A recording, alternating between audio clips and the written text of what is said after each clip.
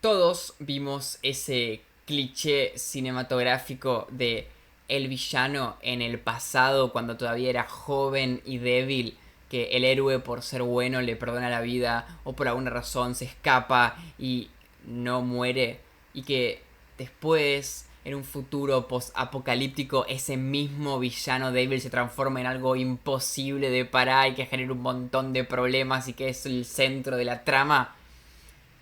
El grupo A de la Copa Libertadores es algo así.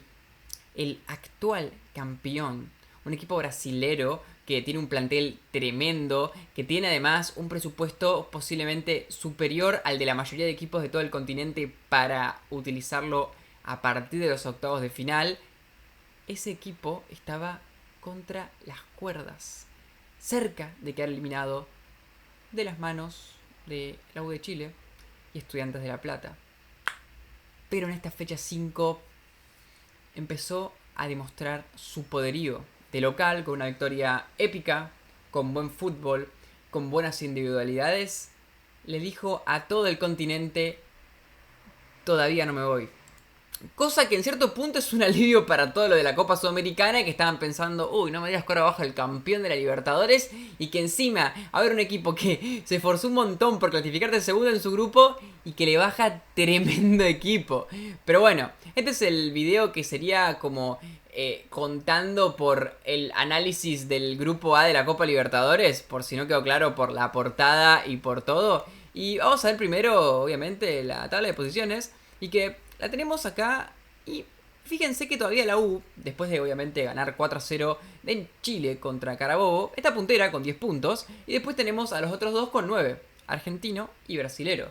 Claro, el tema es que en la última fecha Estudiantes juega contra Carabobo en Argentina, un Carabobo ya eliminado, que por ende uno podría pensar que si perdió todos los partidos menos uno y en una fecha en la que no se juega nada, tendría sentido pensar que Estudiantes va a ganar, por ende Estudiantes digamos que la última fecha la tiene más tranquila.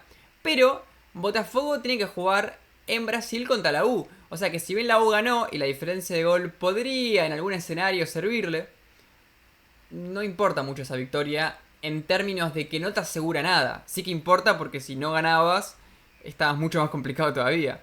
Pero la realidad es que si pierde en la última fecha, la U de Chile posiblemente se queda fuera y Botafogo se clasifique.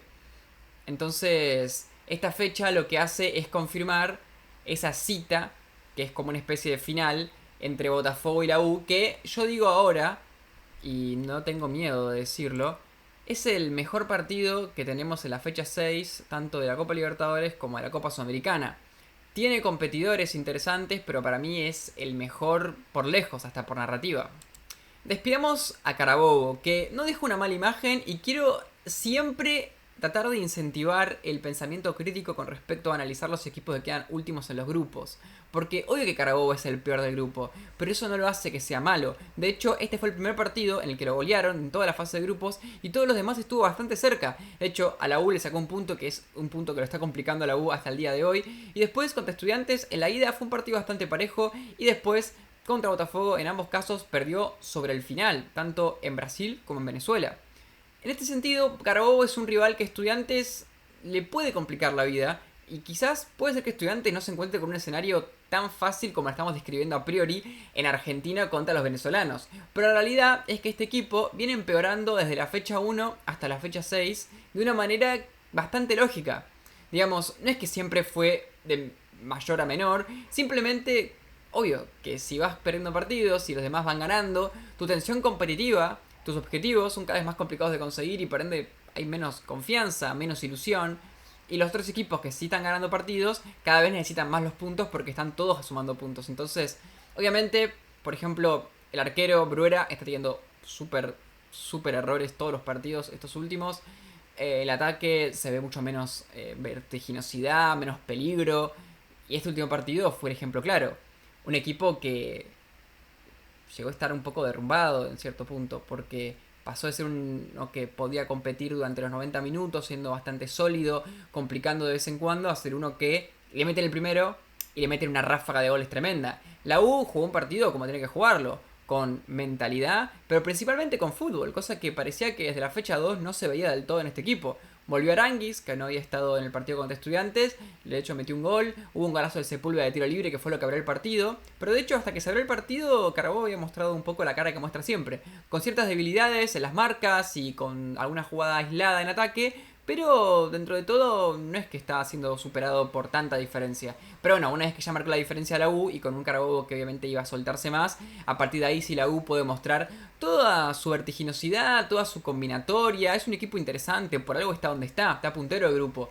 Pero bueno, el tema es que todo este partido, todo este contexto de este partido, quizás es la última vez que la U de Chile va a tener un partido tan fácil en todo lo que le queda del año internacional. Ya a partir de ahora va a tocar Botafogo y después, sea en la Libertadores o la Sudamericana, todos rivales más difíciles y en contextos más difíciles. O sea que hiciste la tarea, está perfecto, mostró su poderío, pero no es un parámetro para nada. Simplemente es una buena señal como para que lleguen en confianza para un gran partido que, por cierto, el empate los clasifica. Hay que ver eso cómo afecta, porque cuando el empate te clasifica, por un lado, obviamente la ventaja que tenés es de que el rival va a tener que correr riesgos y que los puedes aprovechar. En este sentido, si analizamos el partido que tuvo en la primera fecha contra Botafogo, justamente fue de esta manera, con jugadas verticales y con un estilo bastante compacto e inteligente en cuanto a la cobertura de espacios y las marcas en gran concentración, tanto del medio como de la defensa. Así es como le ganó el partido y de manera merecida al, en ese momento, debutante campeón de la Libertadores. Ahora, al mismo tiempo hay veces que si te replegás demasiado desde el principio, te puede pasar algo que es que simplemente nunca agarres esa coordinación, esa sintonía fina, esa entrada en calor de la pelota. Y es como que hay veces de que nunca terminás de entrar en partido y quizás un gol medio aislado te mete en partido, pero hay veces que no. Entonces si te la jugás demasiado defensivamente y tu rival está en un buen día, y de hecho Botafogo tiene con qué para estar en un buen día, bueno, siempre puedes un arma de doble filo. Que bueno, es una frase súper cliché, pero el punto es, ese aspecto del empate que te sirva va a traer mucho consigo. Y veremos si le sirve, que sería lo lógico, tanto por matemática como por lo que vimos en la fecha 1, o si le es contraproducente. Particularmente esto encaja perfecto con lo que vamos a hablar para el final, que es el 3-2 de Botafogo contra Estudiantes. Que justamente Estudiantes, a sabiendas de que podía vencer al gran villano, al actual campeón, fue a defenderse y contraatacar. Hizo una cosa, no hizo la otra. Ustedes no saben, recién estaba grabando todo este video y se me cortó en la mitad y yo no lo podía creer.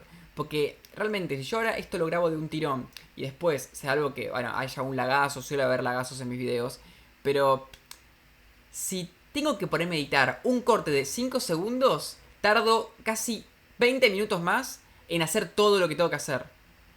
Y en cambio, si grabo todo un tirón, hago tuki, corto el video, pongo la portada y lo subo a YouTube. No saben la bronca que tengo, te juro. Menos espero es que no pase nada. Estudiante fue a defenderse. ¿Qué pasa? Se paró bien, tiene un equipo con defensores que son de jerarquía, que quizás no van a cometer muchos errores, pero Botafogo tuvo el mejor partido y el más lúcido hasta ahora. Y con un manejo de pelota inteligente, lento y para nada desesperado, con mucha más tranquilidad de la que se podría esperar de un equipo que estaba en la cuerda floja, creo que hizo las cosas mejor que Estudiantes. Hasta el primer tiempo, donde uno podría pensar, bueno, en el primer tiempo Estudiantes estuvo más cómodo, no sufrió tanto. Es cierto, pero tampoco hizo sufrir, que para mí es una clave de jugar defensivamente. Pero, por otra parte, Botafogo poco a poco fue leyendo lo que tenía que hacer y principalmente encontró la clave en, por un lado, Cuiabano y Arthur como jugadores muy peligrosos, tanto retrasándose y forzando a que haya otros movimientos. Por ejemplo, se retrasa Cuiabano, se retrasa Arthur. Esto fuerza a que alguien lo persiga, porque son jugadores que si agarran desde atrás pueden conducir, pueden gambetear, pueden crear. Automáticamente cuando esos suben, posiblemente los que lo marcan son los laterales o algún jugador que esté por banda. Esto hace que muchas veces se pueda, por ejemplo, lateralizar tanto Igor Jesús como Ruan Cruz.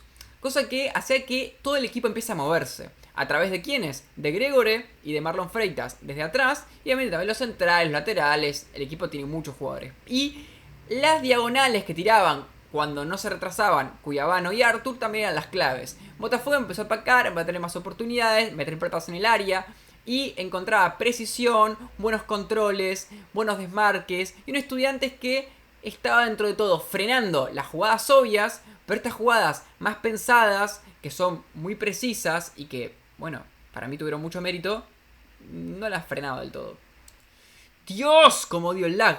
Pero bueno, al final de cuentas, Estudiantes estaba sosteniéndose en una especie de solidez que en el tiempo parecía que le servía, pero que poco a poco, como si fuera el pájaro carpintero que va picoteando de a poquito, Botafogo encontraba las claves para desbordar. Y en una de esas jugadas, sobre el final del primer tiempo, momento siempre muy clave matemáticamente, numéricamente, ponle 1-0. Y al principio del segundo tiempo pone el 2-0. Y Botafogo en ese punto parecía que le podía meter una goleada, cosa que ha sido importante porque en diferencia de gol les ha servido para pasar Estudiantes.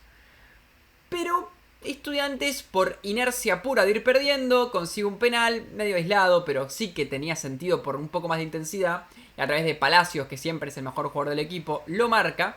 Y después, una vez que se puso 1-2 y sabiendo que tenía chance de eliminar un equipo tan poderoso, le metió el 2-2. Y ahí parecía que Estudiantes verdaderamente iba a eliminar a Botafogo, porque lo estaba asediando psicológicamente. Le recuperaba pelotas, lo desbordaba. Había peligro. Había una sensación de que había como una especie de vuelta psicológica de que el equipo que estaba fuerte se volvió débil y viceversa. Pero se quedó ahí. No pudo aprovechar el envión. Botafogo volvió a tomar el control con tranquilidad. Y en una jugada en la que Mansilla, que ya se había equivocado en un gol anterior, se vuelve a equivocar. Y también hay una gran velocidad y desmarque de Arthur. Arthur pone el 3-2 en un gol épico e importante para Botafogo. Si Botafogo no ganaba y empataba, no estaba eliminado. Pero ya hubiese dependido quizás de unas cosas un poco más complicadas, como capaz de ganar por una diferencia de gol específica, cosa que obviamente nunca es cómoda. Así que Botafogo hizo la tarea y jugó el partido con inteligencia, con templanza, con desequilibrio, con táctica. Y la verdad es que la motivación que tenían los jugadores de Botafogo por el partido es lo que metía miedo. El hecho de cómo le alentaban a su gente, cómo gritaban las trabadas, los bloqueos, los laterales cuando iban ganando. Un equipo con una actitud de campeón de Copa Libertadores. Un equipo que tenía como alma, cosa que no se había visto tanto en los partidos anteriores.